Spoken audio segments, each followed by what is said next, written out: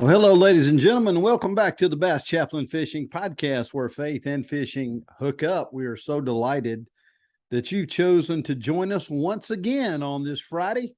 Every Friday at 12 noon, high noon, we drop a new podcast. And we have some of the best bass anglers of the past, some of the best bass anglers of the present. And today we're going to be talking about a future star, I'm sure, in the bass fishing world. But before I do, there are a lot of things going on here at the Bass Chaplain Fishing Podcast. On December 17th, a bunch of us are going to gather at Cabela's in Greenville, South Carolina. And December 17th is important because that is the day we're going to give away the 5th Nitro bass boat that we've given away. One of the things that we do to raise money for Well-Spoken Ministries and the Bass Chaplain Fishing Podcast and the Bass Chaplain Fishing Ministry is we give away a fully rigged Nitro bass boat every year. And this year we have an 18-foot Nitro Z18. It's got a 150 Mercury. It has got 2 Lowrance graphs, a Ghost trolling motor, 2 power poles, and it is absolutely gorgeous. It's a gorgeous boat. And we'll be raffling that thing off on December the 17th. If you are interested in supporting this ministry and getting a ticket, or maybe just interested to get a ticket, you can go to www.chriswells.org and you can get your ticket, and we will live stream it on the Bass Chaplain /Well-Spoken Facebook page. We're also going to be trying to live stream it on some other deals, but we usually put it up right after we get doing it, and we film it at all different kind of angles. And we usually get a child out of Cabela's that day to come and pull out the winning tickets. And it is really a blast. I promise you this, all of you may not win a bass boat, but it's going to go for a great ministry and all the things that we do here with the Bass Chaplain Fishing Podcast and the Bass Chaplain Ministries and the Bassmaster Elite Series and all the different churches that we go to all over the country to try to reach sportsmen for the gospel of Jesus Christ. And we really appreciate your support, and we really appreciate you being here. Now, listen, if you've never subscribed to our podcast, maybe you're watching this on YouTube, just hit that big red subscribe button, drop a comment down below. It really helps this podcast for you to do that. Also, if you listen to us on all the various podcast platforms, maybe on iTunes, maybe on Spotify, we would love for you to give us a 5-star rating and write something about our podcast. It really helps get us out there better. And the goal of the Bass Chaplain Fishing Podcast is to reach out to sportsmen with the gospel of Jesus Christ. So without further ado, today's broadcast, we are talking about up-and-coming anglers. And this guy, let me tell you, I always hate to say that it's a red hot angler. This is like the hottest angler on tour, but this guy is really burning it up. We've got Jimmy Washam on today, all the way, another angler from Tennessee. Now, I'm telling you, I've told you that there's something about Tennessee guys. They're just born to fish. And we all know that Bill Dance is from Tennessee, all the different anglers there, but we've got another one. He's all the way from Stanton, Tennessee, and he's going to be with us today. So stay tuned on the Bass Chaplain Fishing Podcast. Coming right up, Jimmy Washam next.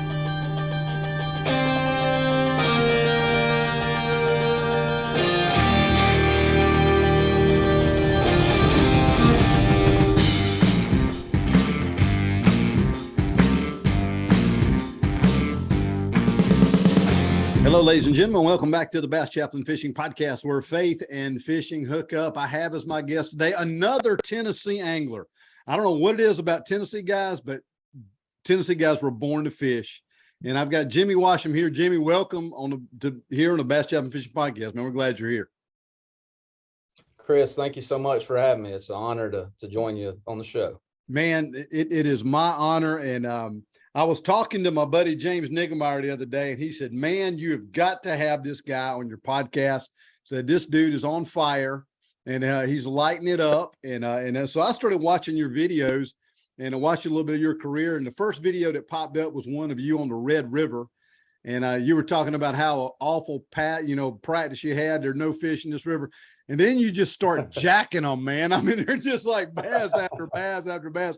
And you've got one of the greatest hook sets I've ever seen in my life, man. I tell you what, when that bass feels your hooks, he's coming in the boat. There's no doubt about it, man. I tell you, that was really I, cool. yeah, I'm probably a little bit known to overdo the hook set. I can't reel that back. But yeah, I just ever since I was a little kid, my dad taught me to cross their eyes, and I haven't let up since. Cross their eyes. That's a good philosophy. I like that, man. I like that. And my buddy Tim Smith from Kentucky does that too. He's the only guy I've ever seen that's broken my rods setting the hook before. And so I like the strong hook set. But hey, tell us a little bit about how did you become a professional angler? Now you're doing this now.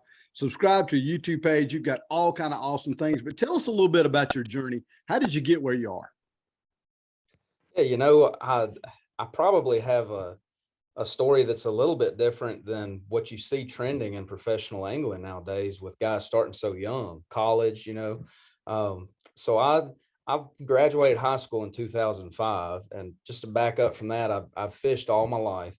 My dad, so thankful for him introducing me to the outdoors, and he used to tournament fish, uh, Red Man series and other, the serious local to regional stuff in the Mid-South area.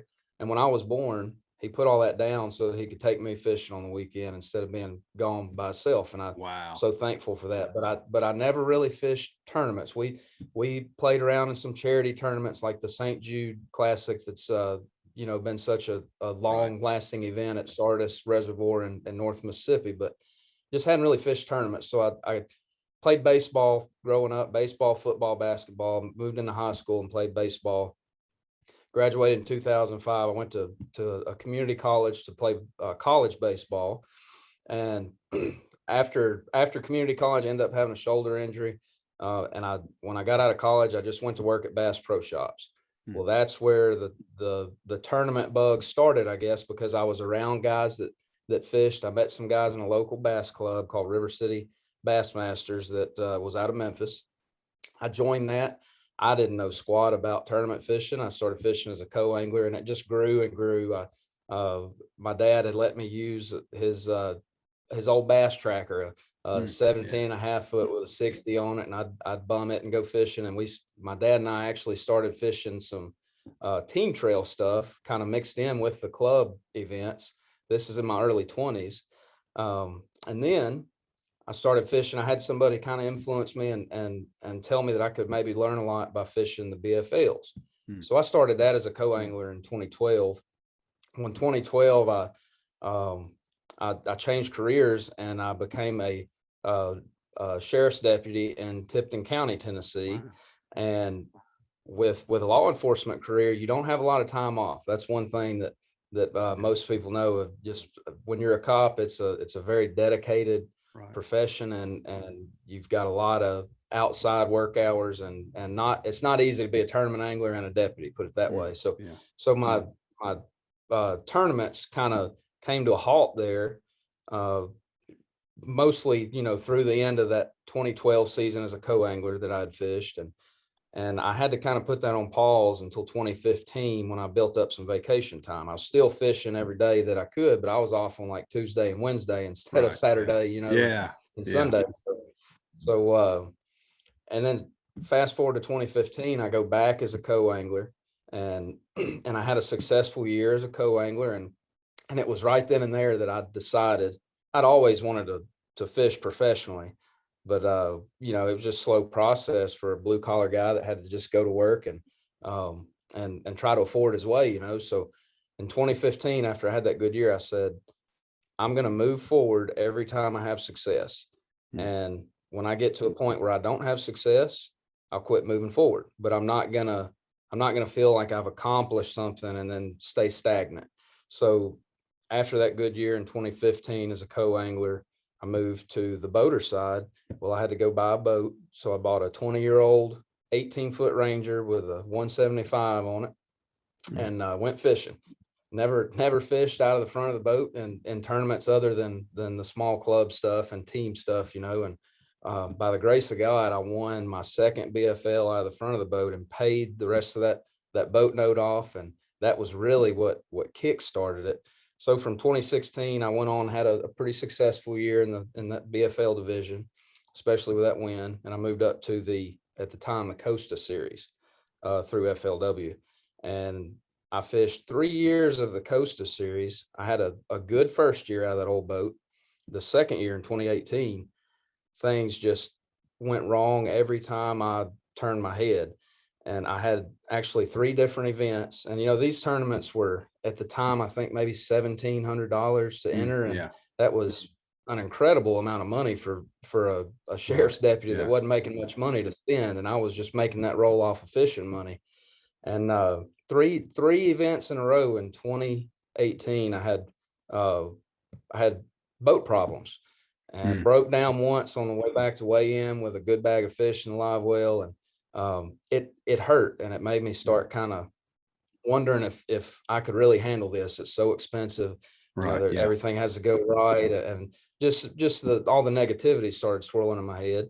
And I thought long and hard about it. I prayed long and hard about it. And I came to the conclusion that this was an opportunity to build resilience, and I needed to give it one more year, and I needed to go all in, and I needed to, lay the cards on the table to say, and sink or swim.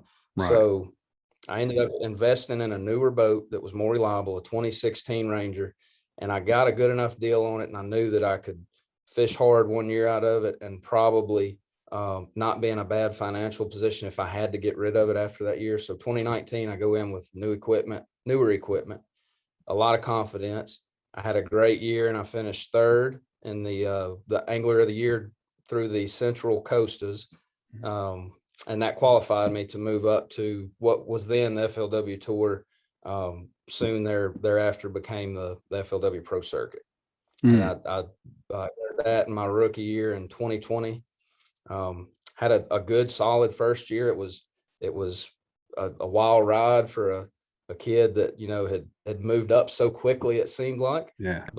And I did well enough to show myself I could hang. And then 2021, I had just the most unbelievable year where everything went perfect, and it just really clicked with my fishing. I had great confidence, had a great year. I had a couple of tournament wins, and from there I transitioned full time into fishing and retired from law enforcement last year. Wow. I love the way you put that. You said that, I'm going to move forward when I have success. I'm going to move forward. There's so many guys that think that, they got to jump right to the top or right to the upper echelon. When in reality, fishing the club level and then going up to the BFLs and then moving on progressively. I believe I heard Marty Stone say one time, he said, if you're cashing a check in 80% of the level that you're fishing at, move on up to the next level and you'll see, where you are there. And if that goes well, you just keep progressing. I love that deal and love the deal. Man, I tell you, the videos I've seen of you, you really have got a great approach, to getting out there, and you've got a very positive, vibe, but your positivity doesn't just come from just a positive mental attitude, does it? It comes from your relationship with God. And so tell us a little bit about how you came to know the Lord. Well, I don't have a tear-jerking testimony like some of the guests that you've had, and some people that we we share our faith with as we travel this world chasing bass. But I was saved when I was 13, Bellevue Baptist in Memphis. Bellevue Baptist. Gave my life. Let me tell you, that's that church. Anybody that's a Baptist knows Bellevue Baptist. Just because one of the greatest preachers of all time, was pastor in that church, and that was Adrian Rogers. And so that's impressive. Just going there, when I go by there, I just like to go by there just to say, hey, I went by Adrian Rogers Church. But, yes, sir. Cool. Go ahead. I'm sorry. Been a lot of people saved there, and yes. I was one of them. At a young age, and I accepted Jesus in my heart, and I was a changed young man when that happened. But as many people that are saved at that age, as I got into high school, college, after college, the workforce, and then especially into law enforcement, I'm not going to say that I ran from the Lord, but I drifted away, and I, had just was not as close with the Lord as I should have been. Although just being in the outdoors, I don't care who you are, I can't get on the lake in the morning or in a deer stand in the morning and watch that sunrise and not know that God's right there with me. Right. Never strayed from that. But it was really about my faithfulness to the Lord. And fishing is how God has shown me how rock solid and faithful that he is to me, and how that he loves for me to give that back, to put all my trust in him. And real quick, I'll go through how he's shown me those things. Yeah. Through fishing. It's there's been other ways in life, but he has really reached me through fishing. I feel that he wants to use the fishing platform for me to give back and help reach others. So that BFL that I told you I won, I had a fish in the live well that I'd caught pretty early. It was an April tournament, wasn't hot, crazy. You shouldn't have issues keeping fish alive. And I had a fish that started rolling over about 1 o'clock. Weigh in was at 3 o'clock. And at about 1:30, 1:45, I was getting nervous about him. I knew I had maybe enough weight. I had a good bag of fish, maybe enough to win. And I go and check on that fish sometime before 2 o'clock. And Chris, I'm telling you, he was stone cold, yellow-eyed, floating, and my heart just sunk. And for the wrong reasons, I started praying to God, Lord, please don't let this fish die. This could be, I thought at the moment, the most important thing on earth was for me to win this BFL tournament. Right. And I prayed, and I'm telling you, when I went and weighed those fish in, that fish was as alive as he could be. Wow. And what God did right there is he showed me, and here's the funny thing, I won the tournament by, I think, 7 ounces. I could have won with that dead fish, but I'm telling you, 100%, I know that was God revealing his faithfulness to me to show me, son, this is what I can do. And it didn't change the outcome of anything other than it struck me. I'm talking about solid. I said, God is real and he can do real things. Wow. And after that, I felt guilty that I would pray so hard for a fish not to die. So that right there is where the Lord planted his seed on how faithful he is to me. We moved forward to that 2018 year where I had all those breakdowns, and I had the devil on my shoulder telling me, you can't fish for a living, you can't afford all this, you're a deputy on this low payroll, you just can't, you're going to blow all your money away and have all these problems, and it's not going to happen. I committed to prayer, and this was the stepping stone where I realized God will reveal his plan for you. And I prayed that, Lord, if this is something that I can't do, I want you to show me. And if it is, I want you to show me. I want you to reveal your plan for me. And I want you to bless me with open eyes, open ears, and an open heart to see it and follow it, whatever it may be. And I was told through that prayer, I just had a peace and comfort inside of me that this is a learning experience. This has built resilience, and this is nothing that anybody else has not or will not go through. And this is going to make you a better person and a better angler, and you need to stick with it. So in 2019, I had that great year. In 2020, my rookie year went well. Just every time I would travel and start meeting people and start going to more Fellowship of Christian Anglers meetings and things, I could just always feel that relationship with God building stronger and stronger, and my trust in him building. Well, in 2021, last year, I was getting ready to leave the house for the first pro event down at Lake Okeechobee, and I had signed a sponsor, my title sponsor in 2020, that meant a lot to me. Really helped me out just as a rookie starting out with not a lot of money. In 2021, they backed out right before the season started. It was probably my fault for not securing a contract with them. And it was, we had crazy business conditions with COVID and all that stuff going on. They couldn't commit. And 3 days before I left for Okeechobee, I had to pull a wrap off my boat with a title sponsor on it, and was starting with no money on the table. So, that would stress anybody out. Yeah, absolutely. And what my wife and I decided that we would pray about is not, God, fix this for us, make this better, bring me a new sponsor. It was, God, help me to be faithful. We know that you'll provide, help me to be faithful. That's all that we ask of you. Give me the strength to be faithful to you, to know that you will provide, relentlessly and never endingly. So I go to Okeechobee. I missed the day 3 cut by 2 ounces, finished 53rd. And I was signed up to fish a Toyota series at Gunnersville, to drive straight from there to Gunnersville before I came back to work. So I missed that cut and I was all bummed out. I wanted to fish on day 3, but I got the same paycheck, fell in the 10 grand, paycheck tier. So that helped. I leave a day early because I missed the cut, and I drive to the Toyota series at Gunnersville. Well, I win that event. Well, it's not that I just won that event, but I caught basically all my fish on a Profound Outdoors lure. I'm never one of these guys to give free plugs. I feel like it's just something that a company should earn. There should be a mutual benefit there. But something told me when I got on that stage just to say what I caught those fish on, just to reveal it in the interview. And so I ended up with a sponsorship out of Profound Outdoors just because I caught the fish on the bait. I got up there and was honest about doing it. And then I also got a partnership through a glove company.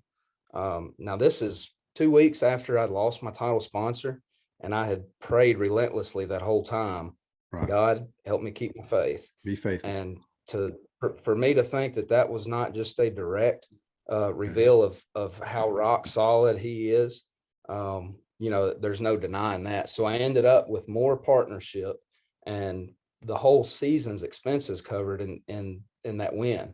So fast forward to August of that same year, I had a good year all year, consistent, just really in a groove with my fishing. I had gotten more and more involved in being more outspoken about my faith, and I still consider myself a tadpole when it comes to my faith, but I have grown so much, and now I leap at opportunities like this to share it. But that's awesome. I was still growing that last year. Every time I did it, every Christian angler meeting I went to, every time I got to share my faith with another outdoorsman, I felt myself growing. So in August of last year, my wife and I had decided law enforcement was a stress on me. I've been doing it for 9 years in the county north of Memphis. While I love the job and the people I worked with, it was just tough on me. It took away from my family time doing that and the professional fishing, and it was a lot on me. And we decided that if God saw it in his plan, if it was God's will for us, we wanted to transition full-time into fishing, but only if God was going to show us the signs that that's what he intended for us to do, and for a platform for me to go out and reach people. And I went to the last regular season event on the pro circuit last year at St. Lawrence River. I was in 10th, and you had to finish top 10 in points to qualify for the Bass Pro Tour. I was all excited about that. I just needed a solid event, to move up a level in fishing. Well, I bombed that event. I finished 112th. I fall down to like 21st in points. But at that Fellowship of Christian Anglers meeting before that event, I shared with the guys, James Niggemeyer and a lot of those other guys that we'd been meeting with all year. I shared with them that I wanted to possibly leave law enforcement and go into fishing, but my number one concern was that I was following God's will, and that he would reveal the signs of which direction he wanted me to go, and that I would see them and I would follow them. That's always scared me to, it'd be sad for God to reveal his perfect plan to me and me be too stubborn or too, cold-hearted or what have you, to not see that direction. So we prayed about that. I asked the other anglers to just pray that I would make the right decision. I would see God's path for me. So I fall out of the BPT. I'm bummed. I make a 23-hour drive straight home, get back, go right back to work. Well, I made the title championship, go back up north to La Crosse 3 weeks later, and I've got this unbelievable motivation in me because, I felt like I had just kind of ruined my opportunity to move up to the highest level on that side of fishing. And I go up to our title championship, the former Forest Wood Cup, with this fire lit under me. And I have the most amazing week that I've ever had fishing. And I win that title championship. Wow. I win $200,000. And the guys that my phone was overwhelmed with text messages from those other anglers that were Yeah. at that meeting in St. Lawrence River that said, I wonder if God just revealed his plan for you. Yeah. So, Yeah. That's a pretty big sign, I think, right there. That's pretty good. That's awesome. sir, and just the steadfastness that God has shown me, that he is there for me no matter what. And that all I have to do is just put my trust 100% in him and my faith in him, and know, not just believe, but know that God has got my back no matter what happens. He's revealed so many times to me that he will deliver the needs, that me and my family have, and that he has a path for me to reach people. And I'm just thankful that he's shown me so obviously, so it was so easy to follow his path for me. Man, that's so awesome. I love the way, you put that about your faith, that you didn't ask for the, what you needed. You just asked that God, just let me be faithful through this. And so many people, will ask for, I got to have this and I got to have that. But, God's much more interested in our character than he is our comfort. And a lot of times we just want to be comfortable, and God saying, look, I'm chipping away. I've got a plan for you, and it might not be comfortable right now, but sometimes it's not comfortable. That's right. That's exactly right. Man, that's awesome. What a great way.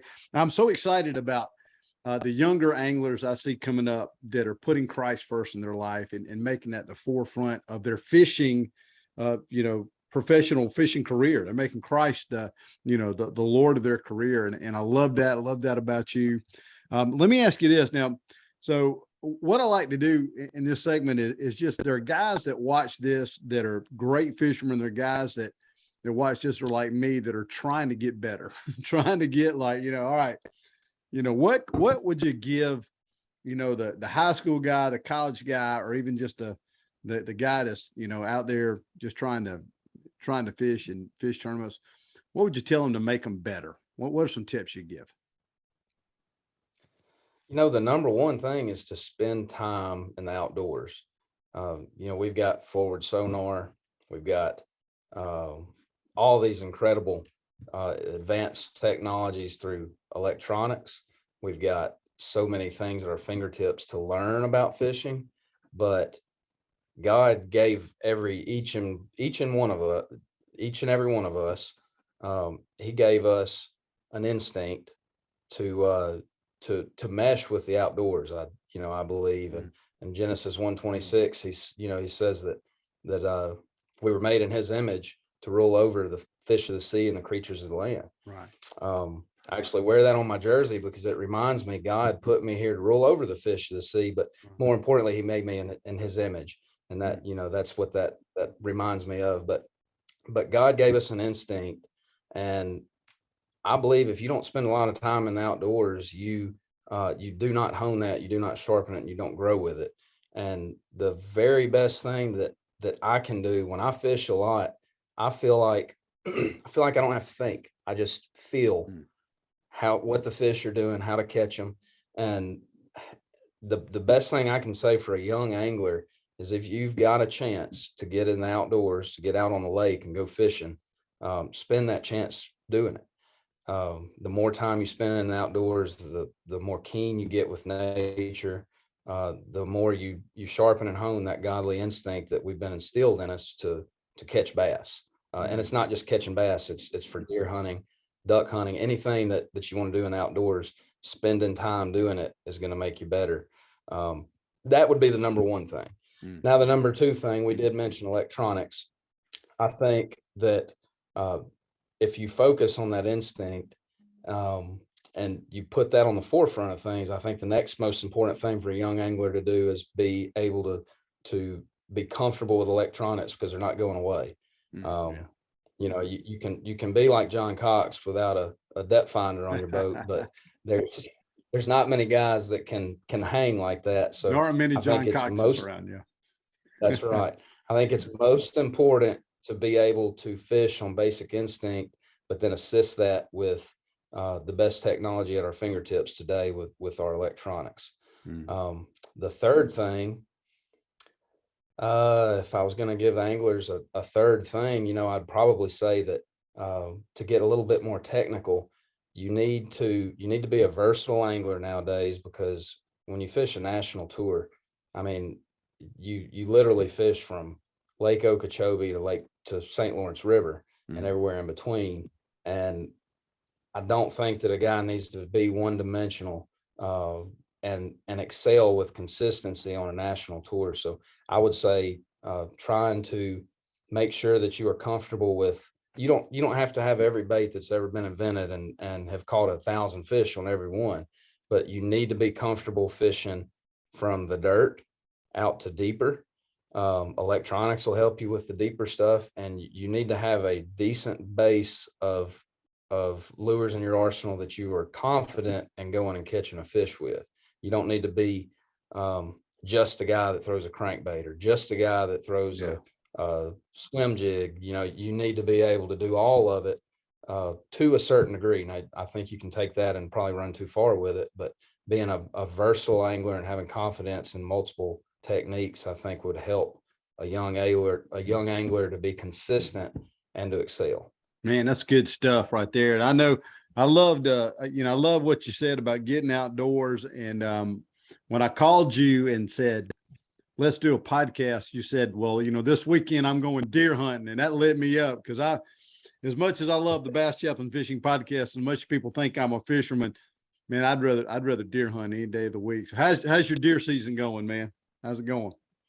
Well, I told myself I've had a shoulder bothering me about the last 3 or 4 months, and with Rayburn coming up and so much riding on this last BASS Central Open that I have coming up here, I told myself I wasn't going to bow hunt because of that shoulder problem, but miraculously, since I put game cameras out and planted food plots, my shoulder has quit hurting me so bad. So we broke the bow out and been shooting and got it dialed in, and I just can't resist it. So I'm gonna go sit in a tree for the next 3 days. And man, that sounds like good stuff to me. Golly, I went with Andy Montgomery this week, and they put me in a really good spot. I'm on a box stand, but I can step back and pull my bow, and I'm ready to go. And I've seen a lot of deer came in early, and I was sitting around in my I'm going to say this deer was missed because of my ADHD kicking in. I'm sitting here getting kind of bored that day. I'm looking at my phone,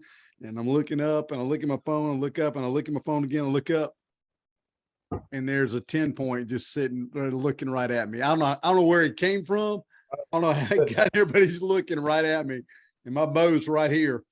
And I'm like, there's just no, and he just kind of trotted on off. So I'm going to say that was my ADHD deer, because if I would have just been vigilant just a few more minutes, maybe I'd got a shot at that deer. But I do love it. And man, I tell you, I really appreciate, you coming on, but you mentioned something.